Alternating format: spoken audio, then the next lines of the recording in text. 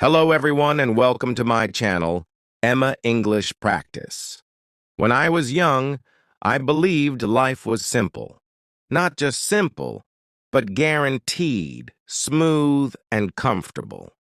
I thought happiness was something I deserved, not something I had to work for. I believed that luxury was normal. You see, my father had money, a lot of it, so I never had to think about struggle. I never had to wake up early, never had to think about exams, never even wondered what my future would look like. It just didn't seem important. I had everything I could ask for, and because of that, I thought I had everything I needed. If I saw something nice in a store, I asked for it, and my father bought it. If the latest phone came out, I had it in my hands within days. Expensive shoes, designer clothes, new gadgets, fine dinners, even last-minute vacations to other cities. None of it felt unusual. It was just my life. While other people were trying to make ends meet, I was busy choosing which watch to wear or which restaurant to visit. With my friends that night, I didn't realize that my world was special. I thought everyone lived like this, or at least everyone who mattered. My mornings were slow and soft. I would wake up late, sometimes at 10, sometimes at noon. There was no pressure, no rush, no stress. My breakfast would already be waiting, sometimes brought to me in bed by the house staff. I'd scroll on my phone, open social media, and spend hours watching videos or chatting with friends. I didn't think about the world outside my home. I didn't care what day of the week it was. Monday felt just like Sunday. Every day was the same, lazy, easy, and free. My friends and I would go out in the evenings. We'd drive fast cars, spend money like it didn't matter, and sit for hours in the most expensive cafes and restaurants. We wore the best brands, laughed about the most useless things, and thought we were living the dream. In many ways we were, but only on the surface. I never had to make a plan, never thought about a career. I didn't worry about education or grades. If someone asked what I wanted to be in life, I had no answer. Why would I need one? My father had money. His success felt like mine, even though I had done nothing to earn it. Deep down, I believed I could always live this way, that the money would never run out, that my father would always be there. That comfort was a permanent part of life. Sometimes people warned me. Some relatives or teachers would gently say, "You should think about your future." Even my friends, those who weren't as privileged, would occasionally ask me, "What will you do later in life?" But I would laugh it off. "Why should I worry?" I'd say. "Everything is taken care of. My dad has it all under control." And I truly believed that. I didn't understand hard work. I didn't know what it felt like to wake up at 6 a.m. and go to work or school. I didn't understand the stress people carried when they talked about bills or deadlines. All of that was foreign to me. I lived in a bubble, warm, quiet, and safe. And honestly, I loved that bubble. I didn't want to leave it. Why would I? Even small responsibilities felt too big for me. If something broke in the house, I called someone to fix it. If I needed to go somewhere, I had a driver. If I felt bored, I bought something new. There was always an easy solution to every little discomfort. My life was one long vacation, and I thought it would last forever. I remember one summer in particular. I had spent almost every day with friends, eating, shopping, driving, partying. I didn't open a book for weeks. I ignored phone calls from my school. I didn't even know when the new semester was starting, and I didn't care. I thought, what's the point of studying if I'll never need a job? My father and I didn't talk much during those days. He was always busy. He left early in the morning and came home late. When he did come home, I was often out with friends or sleeping. I thought he was just doing business stuff, whatever that meant. I never asked him about his work. Never cared about his meetings, his travels, or his long hours. I assumed he loved his work and wanted to do it. I thought he enjoyed being busy. To me, he was just a source of money, quiet, generous, and always reliable. But deep down, my father saw what was happening. He watched me grow into someone who didn't know the value of time or effort, someone who had no idea how the world worked, and I think it broke his heart. One evening, he asked me to sit down. I didn't think much of it. I thought maybe he was going to give me some news about another trip, or maybe ask if I wanted something new. I smiled and sat across from him, relaxed, but he didn't smile back. "Son," he said, "we need to talk." Those words hit differently. He had never said them to me like that before. His voice was calm but serious. There was no joke in his eyes. For a moment, I felt nervous, and I didn't know why. "Yes, Father," I replied, still unsure of what was coming. He took a deep breath and looked at me, really looked at me. "You are not a child anymore," he said. "You must start thinking about your future." I tried to laugh. "Father, I have everything I need," I said. "Why should I worry?" He didn't laugh. He just shook his head slowly. "You have everything," he said, "because I work hard. But life is not always easy. One day things may change. And if they do, what will you do then?" I didn't have an answer. I shrugged. "Nothing will change," I said. "You'll always be here. Things will always be the same." He looked at me for a long time. Then he said something I'll never forget. "We will see." He stood up and left the room. I sat there, confused and a little annoyed. What was he trying to say? Was he angry? Was he worried about something? I didn't understand. I pushed the moment out of my mind and went back to living my usual life. I went out that night, laughed with friends, spent more money, and forgot all about that serious talk. I thought it was just a mood, something small, something temporary.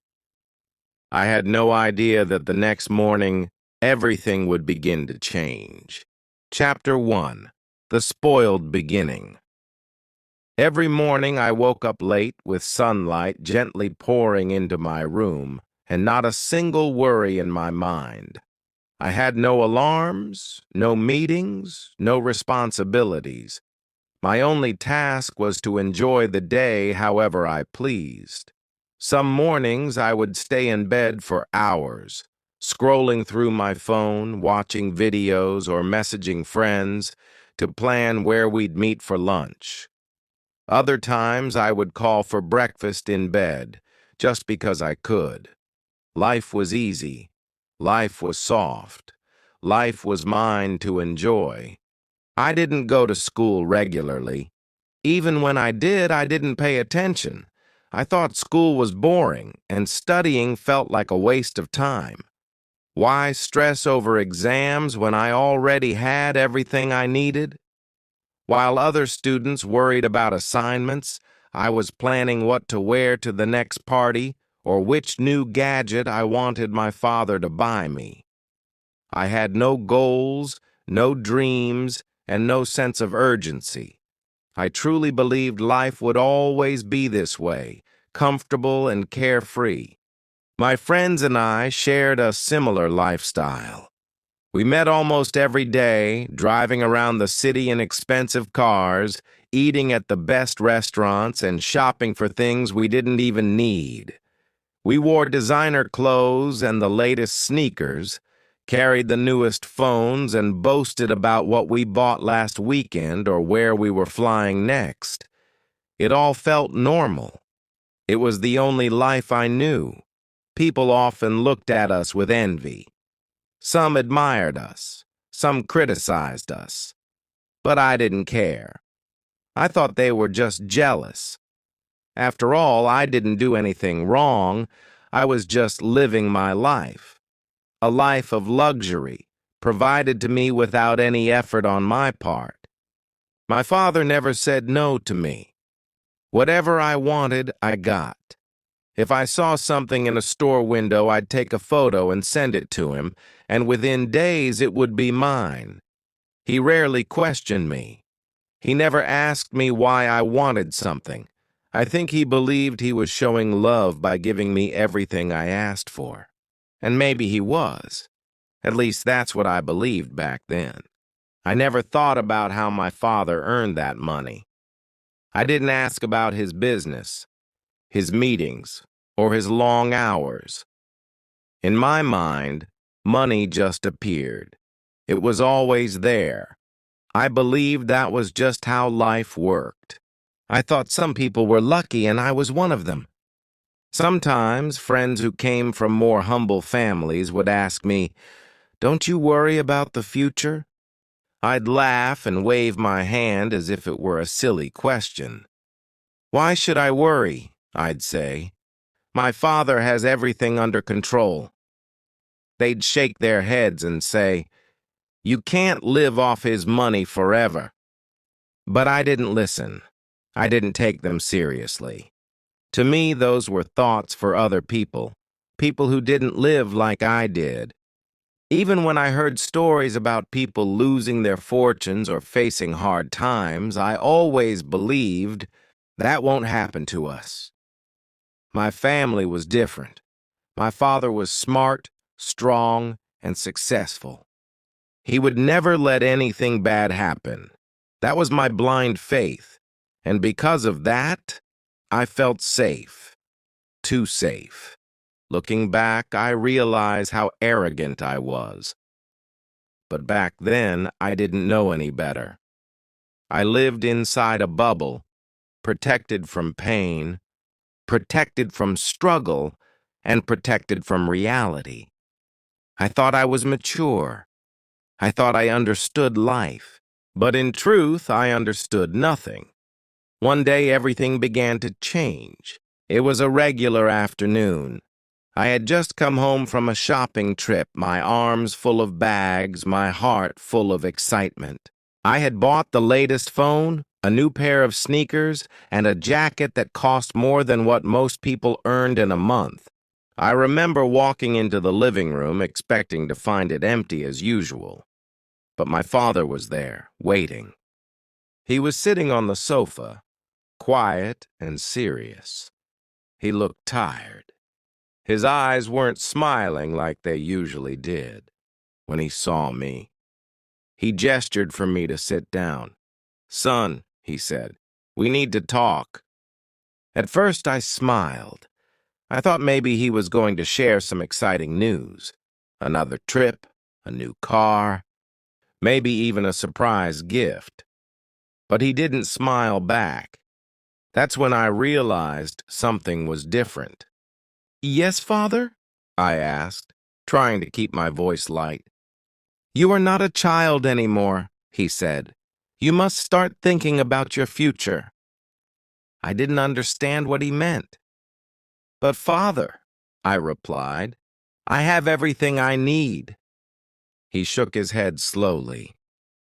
"You have everything because I work hard. But life is not always easy.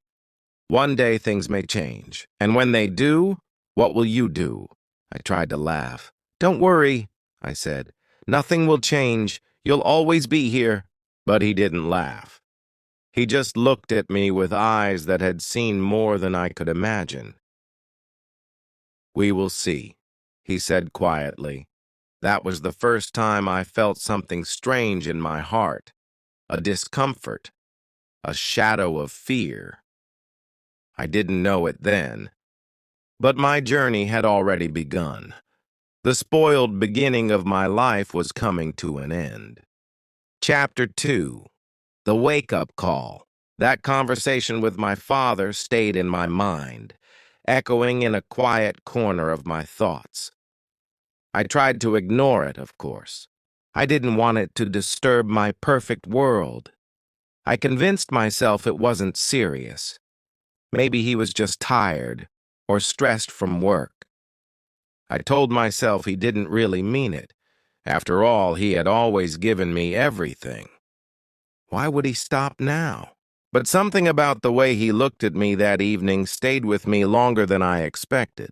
His voice wasn't angry, but it wasn't soft either. It carried a kind of weight I couldn't fully understand. At least not yet. Still, I carried on with life like nothing had changed. The next day, I slept in late. I met my friends in the evening, dressed in my newest clothes, smelling of expensive perfume. We laughed, we talked nonsense. We spent money without thinking. Everything felt normal again. My father's serious words slowly faded into the background, like a forgotten dream. I didn't know that behind the scenes. He was already planning something that would change my life forever. The next morning, I woke up around noon, stretching lazily as sunlight filled the room. I reached for my phone as usual, expecting nothing more than a few texts from my friends. There were many messages. They were planning to go out again. Some were talking about a new restaurant opening. Others mentioned a movie or a late-night drive. I smiled. Another perfect day ahead, I thought. I got ready quickly, picked out a new outfit, sprayed on the most expensive cologne I owned, and walked downstairs with the confidence of someone who believed the world belonged to him. But when I reached the living room, everything stopped. My father was there, waiting for me again. He was sitting in the same place, in the same quiet posture. But this time his face looked even more serious. "Sit down," he said firmly. I sighed, a little irritated. "Father, I have plans," I said. He didn't flinch, he didn't blink. He just stared at me and repeated, "Sit." I sat. "You are not a boy anymore," he said. I rolled my eyes, trying to avoid his gaze. "Father, I know about life," I said confidently, thinking that would end the conversation. But he shook his head slowly. "No," he said, "you do not. Not yet." Then he said something unexpected, something I couldn't have guessed. "Come with me." I looked at him confused. "Where are we going?" I asked. He didn't answer. He just stood up and walked toward the door. I followed, unsure of what was happening. We got into the car in silence. He started driving, and I didn't ask any more questions. I could feel something strange in the air. I didn't know where we were going, but I knew it wasn't just another shopping trip. As we drove through the city, the world started to look different. We passed areas I had never noticed before. Streets with cracked sidewalks, old buildings, faded signs. I saw workers sweeping the streets under the sun. I saw men pushing carts, selling fruits, shouting prices. I saw tired faces, worried eyes, hands worn from years of labor. I had seen these things before, of course, but never really looked, never really paid attention. This time, I saw everything clearly, and something began to stir inside me. After a while, my father stopped the car near a street corner where a man was selling fruit. He pointed at the man. "Look at him," he said. "He wakes up before sunrise. He works from morning until night. He doesn't rest. He doesn't complain. He works to feed his family." I didn't say anything. I didn't know what to say. Then my father pointed to a nearby shop. It was small, dimly lit, and inside an old woman was sewing clothes by hand. "She's been working for over 40 years," he said. "She has no savings, no luxury, but she works with pride, every single day." I watched her closely. Her hands moved quickly. Her back was bent. Her face was tired, but she didn't stop. She kept going, focused, determined. My father turned to me. "You see now?" he asked. I nodded slightly, but honestly, I didn't know what I was seeing.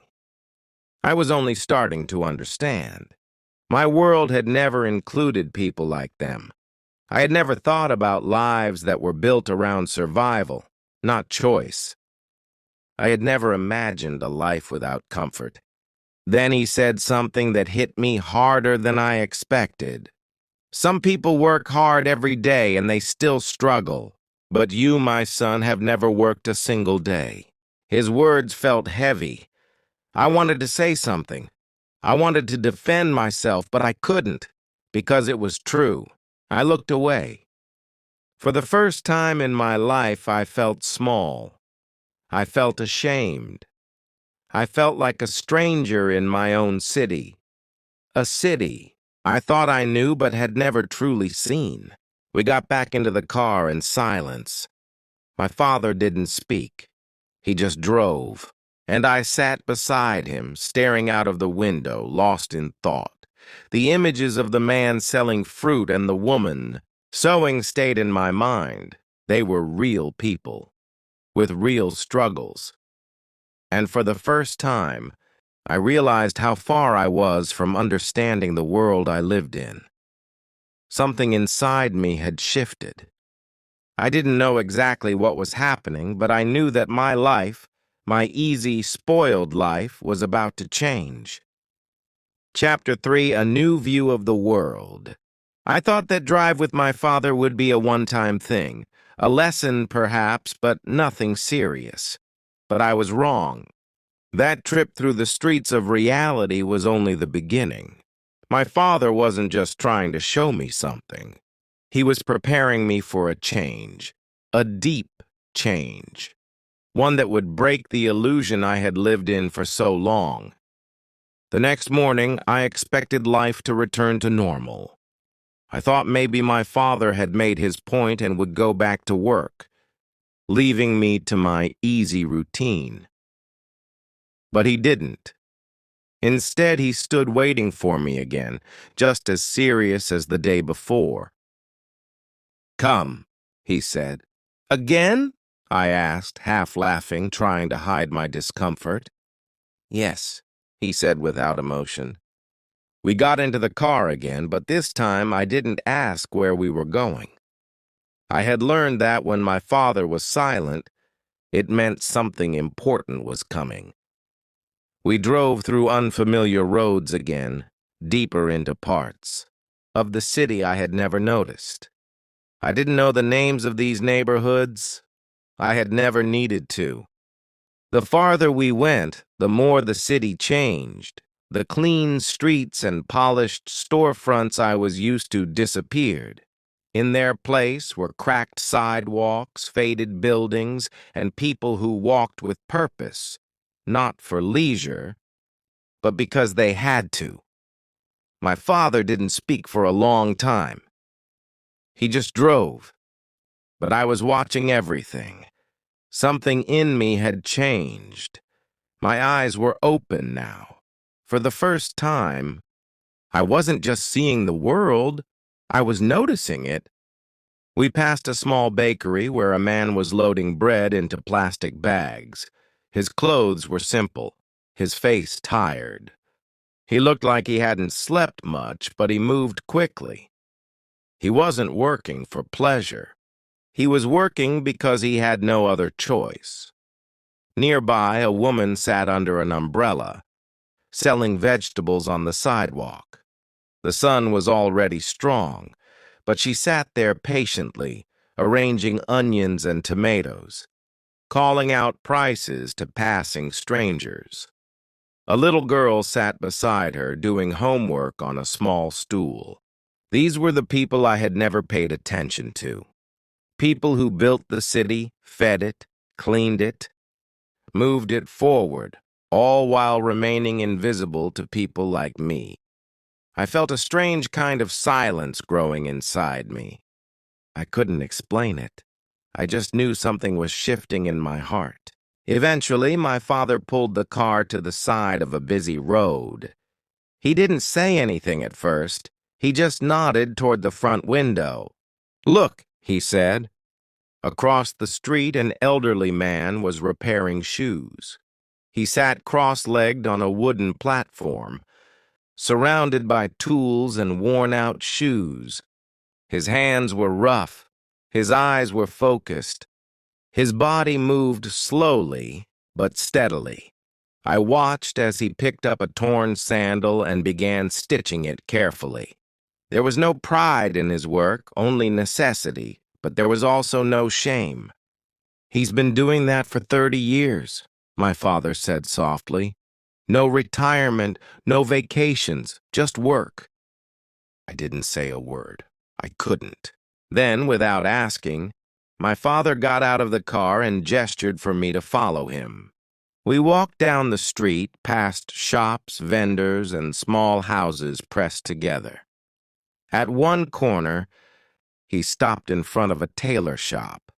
It was tiny, just a single room with a fan, a sewing machine, and rolls of cloth stacked on shelves. Inside sat an old woman hunched over, sewing a shirt. Sweat glistened on her forehead. Her hands were thin but strong. She looked up as we passed, gave a small smile, and returned to her work. "She's been sewing since she was a teenager," my father said. "She raised 4 children with that machine. She's still working. Not because she wants to, but because she must." I stood there silently, watching the woman sew. There was no luxury in her world, no vacations, no comfort. But there was something else, something stronger. There was purpose. There was strength. There was dignity. My father looked at me, his eyes calm but deep. "These are the people who understand life," he said. "They know what effort means, what sacrifice feels like.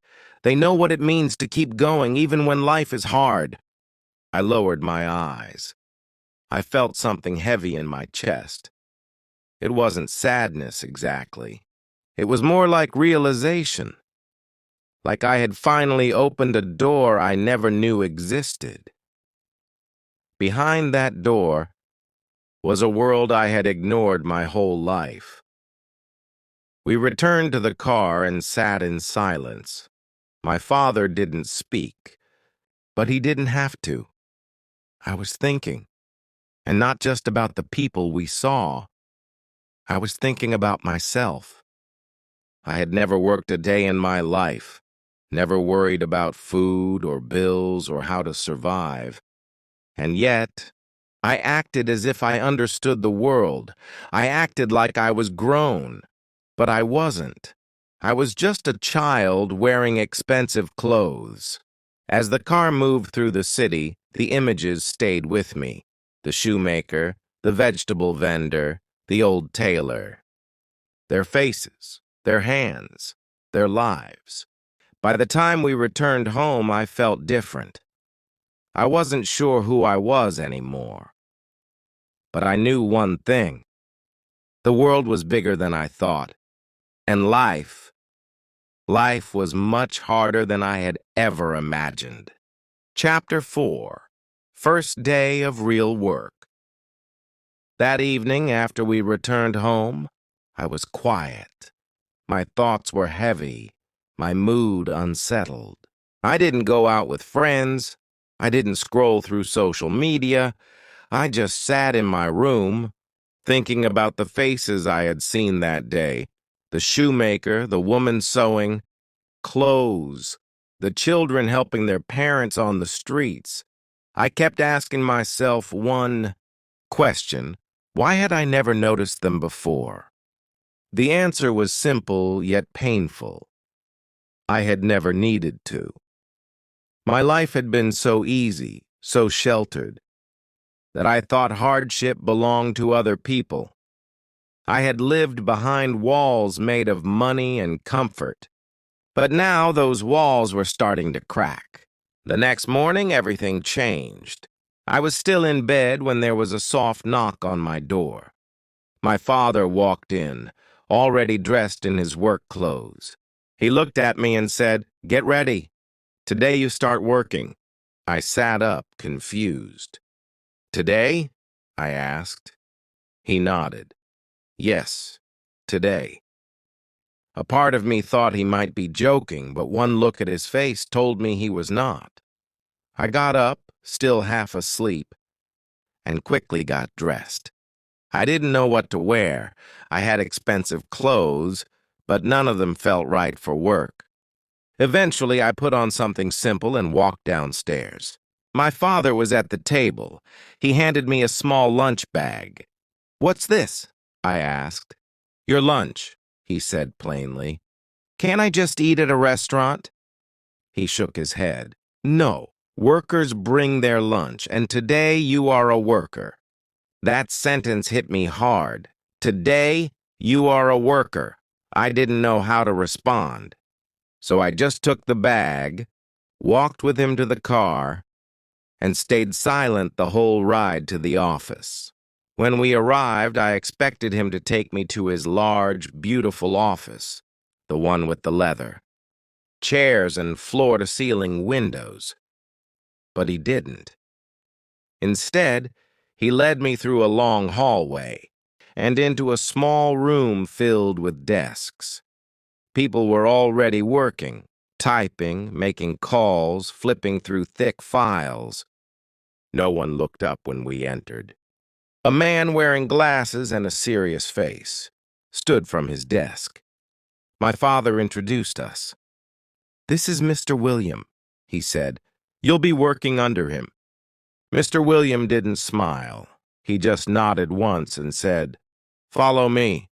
I glanced at my father, expecting him to stay, to explain more, to guide me through the process. But he just gave me a firm look and turned away. I followed Mr. William through the rows of desks. He moved fast. I struggled to keep up. Finally, he stopped at a small table with a chair, a notepad, and a tall stack of papers. "This is your desk," he said. "Your job is to check these numbers, find mistakes, and mark them." I stared at the stack. "All of them?" He nodded. "Yes. And work fast." Then he walked away. I sat down slowly, still unsure of what was happening. I picked up the first paper. It was full of numbers, rows and rows of them. I had no idea what they meant, but I didn't want to ask for help. I didn't want to look stupid, so I started. At first, it felt manageable. I scanned the numbers, tried to spot errors, and marked them with a pen. But after an hour, my head started to hurt. The numbers began to blur together. My eyes burned from staring too long. My back ached from sitting still. I looked around. Everyone else was still working, focused, silent, and fast. By the time lunch came, I was exhausted. My fingers felt stiff. My neck was sore. I opened my lunch bag and looked inside. 2 simple sandwiches, a banana, and a bottle of water. No soda, no gourmet meal, just the basics. I looked around the room. People ate quickly, chatting quietly about deadlines and tasks. No one talked about parties or shopping or vacations. They talked about rent, about sick children, about long hours. This was a different world, and I was in it now. I ate in silence, then returned to my desk. The stack of papers hadn't shrunk much. I kept going. By the afternoon, I had lost track of time. My body wanted to stop, but my pride kept me going. I didn't want to quit, not on the first day. Around 4 p.m., Mr. William came by. He looked at my work, frowning as he scanned the pages. He circled a few mistakes. "Do it again," he said. I wanted to argue. I wanted to say, "It's my first day." But I didn't. I just nodded, picked up the papers, and started over. When the day finally ended, I stood up slowly. My legs felt stiff. My back was tight. I had never been so tired, not even after long nights of partying. But this was different. This was earned tiredness. As I walked outside, my father was waiting for me by the car. He didn't ask how the day was. He just looked at me and said, "Tired?" I nodded. He smiled gently and replied, "Good." That one word, "good," meant more than anything he had ever bought me. Because for the first time in my life, I had earned it. I had worked for it. And somewhere deep inside, I felt something I had never felt before. Pride. Chapter 5. Reality Hits Hard. The next morning came earlier than I wanted. My alarm rang at 6:30 a.m., and for a few seconds I forgot why. I had never woken up this early unless it was for a vacation or a special event. But this time, there was no holiday, no celebration, just work. My body ached from the day before. My shoulders were tight, my back felt sore, my eyes were heavy. I wanted to roll over and go back to sleep. I even reached out to turn off the alarm, but then I remembered my father's face when he asked, "Tired?" and said, "Good." That word echoed in my mind like a quiet challenge. So I got up. Downstairs, my father was already at the breakfast table, dressed and ready. He looked at me, then gave a small nod. "Good," he said again. Just one word, but it meant everything. It meant he noticed I didn't give up. He handed me my lunch bag just like the day before. Simple food, nothing fancy. And just like the day before, we drove to the office in silence. When we arrived, I didn't need to be told where to go. I went straight to the desk where Mr. William had assigned me. He was already there, waiting. "You were slow yesterday," he said without looking up. "Today, work faster." I didn't respond. I wanted to say something, maybe make an excuse, maybe explain that it was my first day, but I didn't. I just sat down and got to work. The stack of papers looked just as high as it did yesterday. The numbers were still there, still waiting for me. The job hadn't changed, but something inside me had. I wasn't doing this just to impress my father anymore. I was doing it to prove to myself that I could. I started working, carefully, steadily. I double-checked every line, every column. I tried to remember the mistakes Mr. William had pointed out yesterday. I tried to avoid them. By lunchtime, I had finished more pages than the day before. I was still tired, but not as hopeless. I opened my lunch bag and sat quietly in the break room. A few workers were sitting nearby, talking and laughing softly. They were discussing their children, their rent, their grocery bills. One man was telling a story about how he patched a leaking pipe at home using only tape and a spoon. They all laughed. I watched them closely, not as an outsider anymore, but as someone sitting at the same table. I wasn't just the boss's son now. I was one of them. I was starting to understand them, their strength, their quiet battles, their resilience. After lunch, I went back to my desk. Mr. William came over and picked up my work. He didn't say anything at first.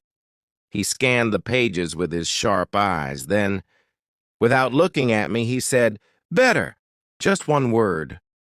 But that single word felt like a reward. It felt better than any expensive, gift I had ever received. It felt earned. The afternoon brought new challenges. Mr. William handed me a new set of files, thicker and more complex. "Let's see if you can handle this," he said. I nodded, hiding the nervousness in my chest. The numbers were harder to understand this time. I had to read slowly, think carefully. My back started hurting again. My fingers felt stiff from holding the pen too tightly, but I kept going. Every time I wanted to stop, I remembered the old woman in the tailor shop. I remembered the man selling fruit. I remembered that they didn't stop, even when it was hot, even when it was hard. Why should I? By the end of the day, I felt like I had run a marathon, except I hadn't moved from my chair. Mr. William came by once more, picked up my work, and gave it a glance. "Not bad," he said. 2 simple words, but to me, they were gold. I walked outside, and as always, my father was waiting by the car. He looked at me as I approached. "Tired?" he asked. I nodded. He smiled again the same way he did the day before. "Good," he said. This time I smiled back, not because the day was over, not because I had survived, but because I had earned something again, a little more respect, a little more strength, a little more understanding of what life really was. That evening I didn't go out. I didn't watch TV. I didn't scroll through my phone for hours. I sat quietly, thinking, not about what I wanted to buy, but about who I wanted to become. For the first time in my life, I wasn't chasing comfort. I was chasing purpose.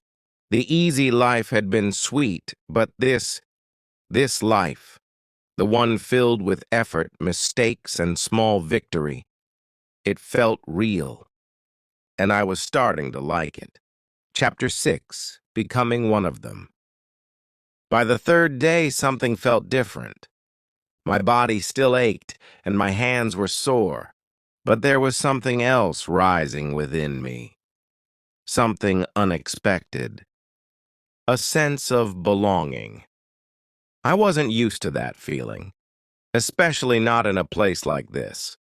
A workplace full of rules, deadlines, and tired faces. But here I was, walking through the door with my lunch bag, heading straight to my small desk, ready to work, and it felt good. Mr. William didn't greet me. He simply placed a stack of papers on my desk and said, "You know what to do." There was no warmth in his voice, but I didn't expect it anymore. I didn't need it. I wasn't looking for kindness. I was looking for progress. I wanted to do better than yesterday. I got to work immediately. The numbers didn't scare me anymore. They still tired me. But they didn't confuse me the way they did on the first day. I had started to recognize patterns, spot small errors, and work more efficiently. My mind, once lazy and easily distracted, was slowly becoming sharper, more focused. By noon, I had finished 2 full batches of files. Mr. William came over, glanced at my work, and raised an eyebrow. "You're improving," he said. Just that. No smile, no pat on the back. But I didn't need one. That single sentence gave me more satisfaction than any praise I had received before in my easy, spoiled life. Lunchtime came. I walked into the break room like I had the day before. But this time something changed. The workers, those same people I had once ignored or looked down on without realizing, motioned for me to join them. I hesitated for a second, then sat down at their table. One of them smiled and said, "You're really working now, huh?" I nodded, trying my best. We talked as we ate. They spoke about things I had never thought much about. The cost of school supplies, the rising price of vegetables, a sick parent in the hospital, a child's report card, dreams of a better home. There were no stories about shopping malls or parties, just real life, real struggles, real hope. And for the first time, I didn't feel different from them. I felt like one of them. After lunch, I returned to my desk with a new sense of purpose. I wasn't just working for my father anymore, I was working for me. For the first time in my life, I wanted to be good at something, not just own things, but earn something with my mind and hands. Mr. William dropped another stack of files on my desk. "Let's see if you can handle this," he said. It was more than before, more complex, more pressure, but I didn't complain. I didn't sigh or roll my eyes like I used to. I simply said, "I'll do my best." And I meant it. The hours passed. My back started to hurt again. My neck was stiff, but I kept going. I didn't look at the clock. I didn't wish for the day to end. I just kept working, one page at a time. And by the end of the day, I had finished the entire stack. Mr. William came back. He flipped through the pages quickly, pausing at a few places to double-check the figures. Then he looked at me and said 2 words I'll never forget. "Not bad." That was it. 2 short words. But they meant more to me than all the gifts, phones, clothes, and cars I had ever received in my life. "Thank you," I said. When I left the building that evening, I felt something new in my chest. Pride, not the pride that comes from status or luxury, but the quiet pride of knowing I had given real effort, the pride of doing something right, even if no one else saw it. My father was waiting outside just like always. This time he didn't even ask, "Tired?" He simply looked at me and I looked back. No words. Just a silent understanding. He could see it on my face. I had changed. Maybe not completely. Maybe not forever. But something had definitely shifted inside me. That night, I lay in bed thinking, not about what I would wear the next day or where I would go out on the weekend, but about my coworkers, about Mr. William, about the lives I had never seen before. I thought about how different their world was from mine, and how I had been blind to it for so long. Now, I wasn't just looking at it, I was walking in it, living in it. I was no longer floating above real life in a bubble of comfort. I was standing on the same ground as everyone else. And strangely, it felt good. I was no longer the boy who expected everything to be handed to him. I was becoming something new. I was becoming one of them. Chapter 7. From Comfort to Responsibility. Time passed quickly, but not easily. Days turned into weeks. Weeks became months. And through it all, I worked. Every single day. It was nothing like my old life. There were no long breaks, no luxurious lunches, no days spent watching TV or hanging out with friends. This life was about discipline, focus, and effort. And even though my body was often tired, my mind was slowly waking up to something new. Purpose. The spoiled, careless boy who once rolled his eyes at the idea of work was fading. In his place, a new version of me was beginning to grow. Every morning, I woke up early, I prepared my own things, I packed my lunch. I arrived at the office before 9 a.m., took my seat, and waited for Mr. William to assign me my tasks. He was still strict. He still never smiled. But I noticed something. The way he gave me files had changed. He no longer spoke to me like I was a rich kid playing dress-up. He began to speak to me like a worker, like someone who belonged there. Sometimes he said, "Good job." Sometimes just a nod. But those small moments meant everything to me. Each time I improved, it felt like climbing a small mountain. The old me would have expected applause for the smallest effort, but the new me didn't need it. I no longer spent money without thinking. In fact, I barely spent anything at all. I stopped asking my father for cash. I began tracking every rupee I had, every note I received, and every time I earned even a small reward. I understood now that money wasn't magic. It didn't fall from the sky. It came from work, real work. I also began noticing my father in a new light. Before, I saw him only as a provider, a man who gave me things when I asked. Now I saw the pressure on his face.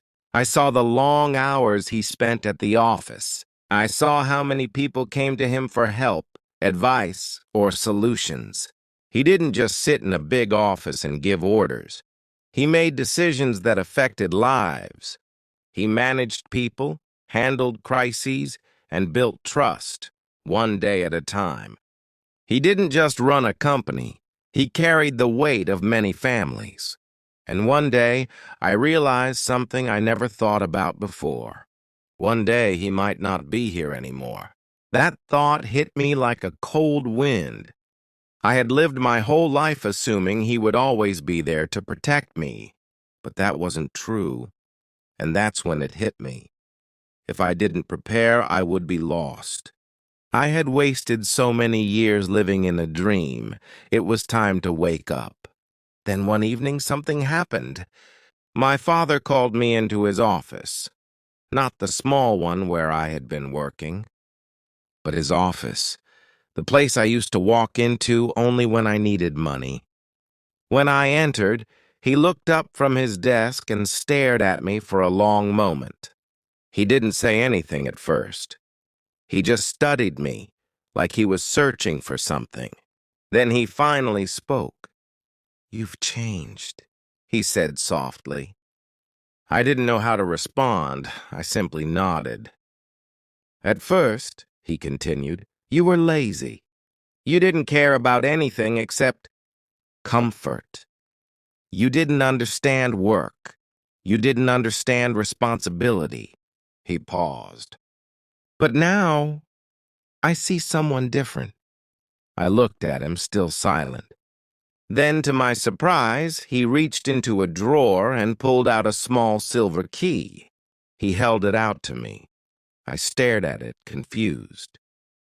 "What is this?" I asked. "It's the key to your new office," he replied. "You're ready for more responsibility now." My heart skipped a beat. My own office?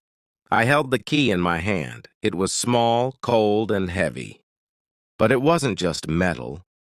It was trust. It was proof that I had earned something.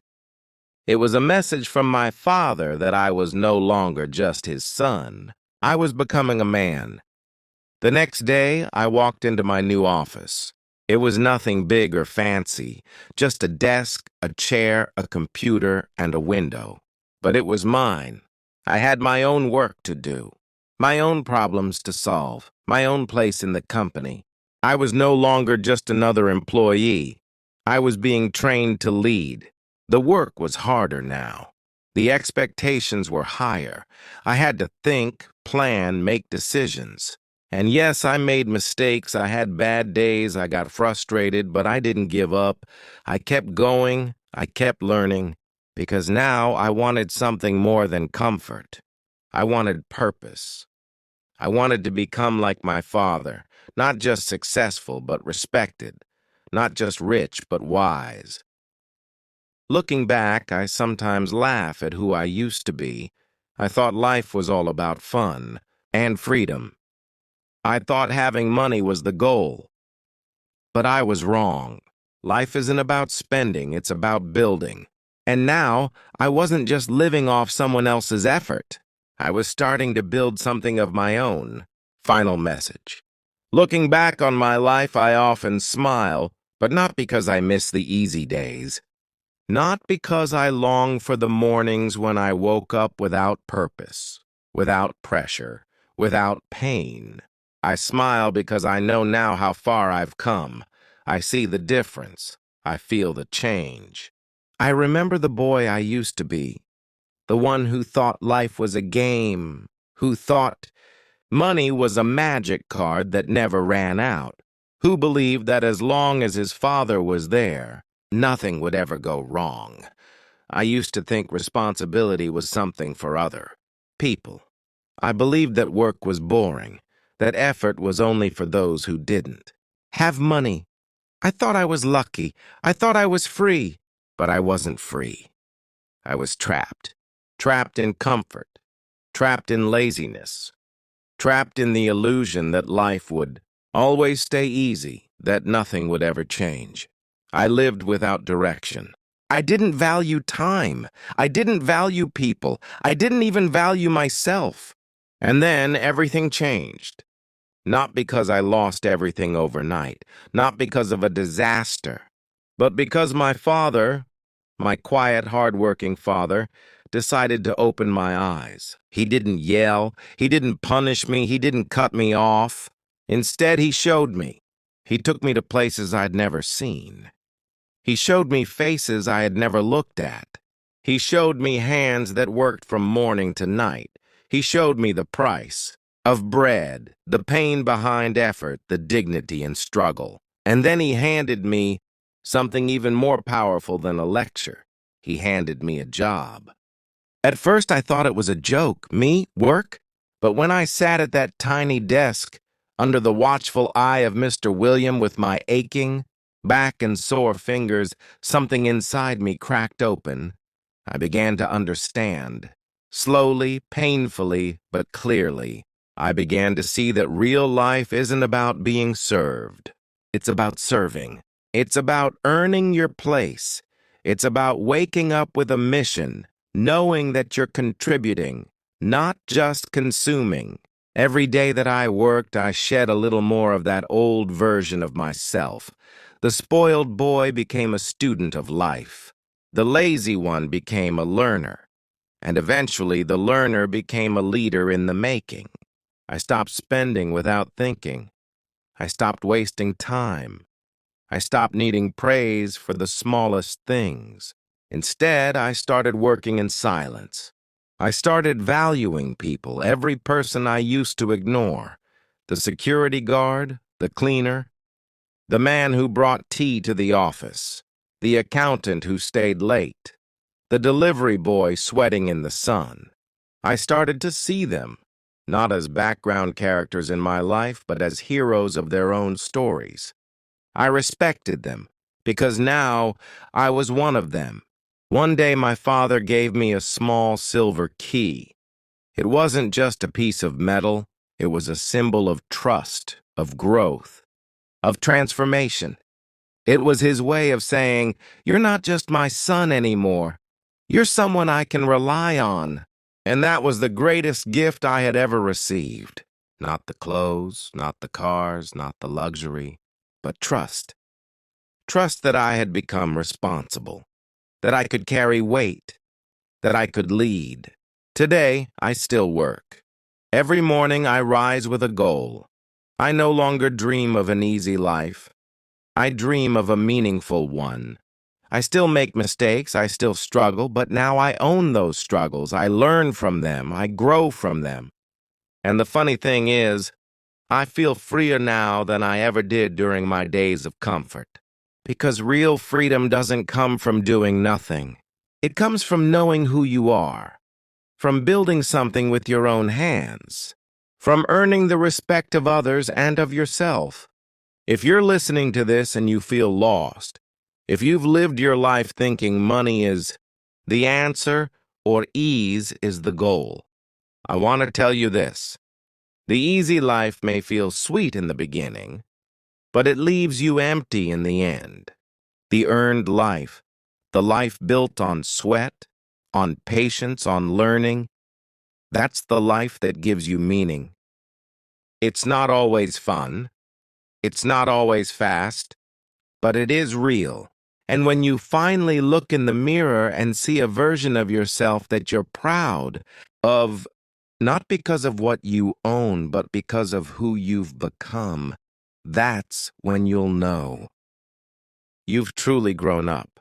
Not when you make your first million. Not when you buy a fancy car, but when you no longer fear work. When you no longer run from responsibility. When you no longer need someone else to build your life for you. That's when you become ready. That's when you become free. And that is when life finally begins. Thanks for watching, and I will see you in the next video.